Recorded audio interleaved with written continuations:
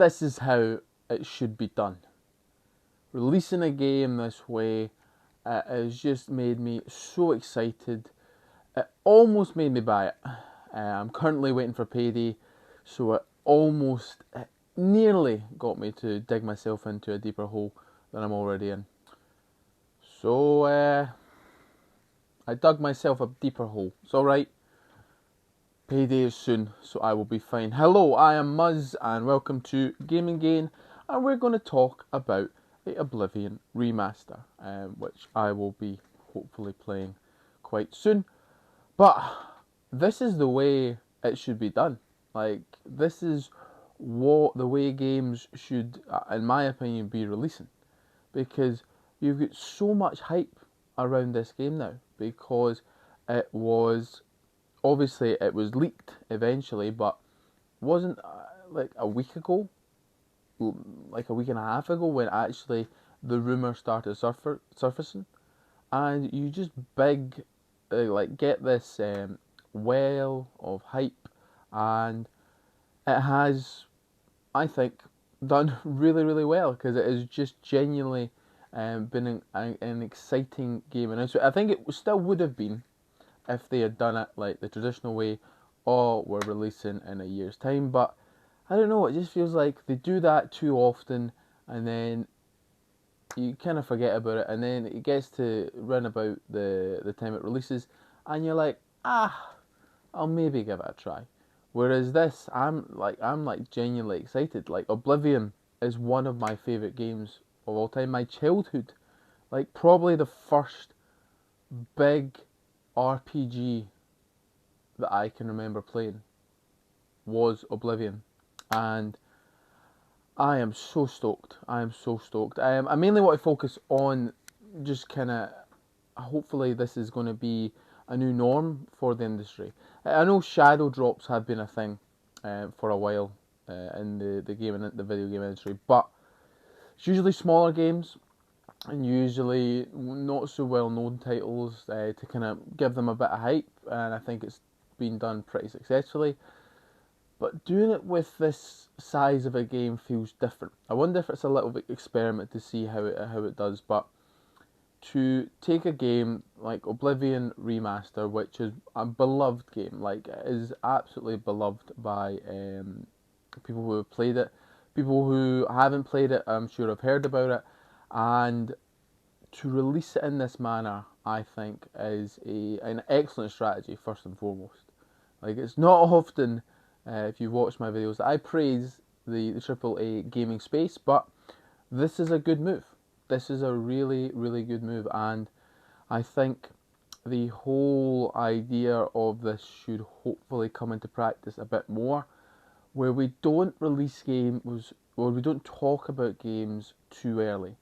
I think just one of the major flaws of having these like big press conferences, these big showcases every year, is that they need stuff to be announced, and sometimes that stuff that is being announced is years in advance, like five years in advance, like maybe not 5, but like 2-3 years away. So we're not gonna talk about them for 2-3 years. We're not gonna see them. And I know the initial announcement is exciting, but it just, like, imagine like you watch one of these showcases and every game is coming out within the next 6 months it's shown. Like, that is a nice way to look at your kind of calendar, instead of going, right, it's years away, I'll maybe play it by then. But you can actually map out like your year with video game releases, because I forget when stuff comes out. Like, the only game I'm truly keeping track of this year is Doom, and that's because I just adore the Doom franchise. But every other game I'm like, oh, it's coming out, oh well, don't really have time to play it, or I'll get around to it. So I hope this is the new norm. I hope, or at least a version of this. I'm not expecting like them to kind of release games this way. I know that's probably not realistic, but I'd like to see within a year. Like, talk about the game within a year.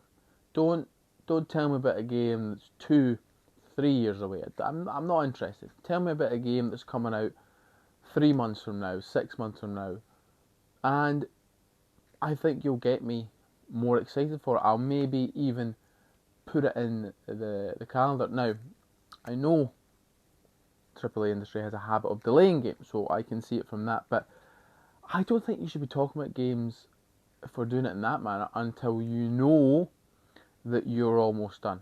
You're like, we've got a game here that is almost ready to go.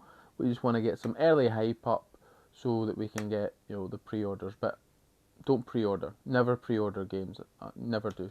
But that's another video. But yeah, I think this has just genuinely been an exciting time. Like every gaming YouTube channel that I follow is talking about this game. Is just generated so much buzz. It seems to have been received really well, which is part of the reason why I didn't buy it, because I was like, whoa, well, let's just see what the reviews are. So yeah, all in all, I am excited to play this game. Like, as I said, this is just one of the marquee titles in my gaming life that I always go back to and think definitely allowed me to kind of understand what I like about video games, what kind of games I like, and definitely The Elder Scrolls Oblivion is one of those marquee titles that really affected the games that I like. So I am excited to dive in, so I'm not going to hold myself back anymore. I'm actually at 50%, so I need to wait a wee bit longer. But just want to hear from you. What do you think about my views on this? Do you think this is the way we should be going with video game releases, or do you think we should just still release them, or talk about them, announce them whenever we want? Let me know down in the comments below, and if you could like and share, even subscribe if you've made it this long. We're almost at 200, which would be nice breaking that 100 mark, which I've been on for the past 3 years, but obviously I took a wee break. That would be great. So yeah, let me know what you think. With all that being said, all that's left to say is any thoughts, comments, general hostile remarks, leave them below. Thank you very much. Bye bye.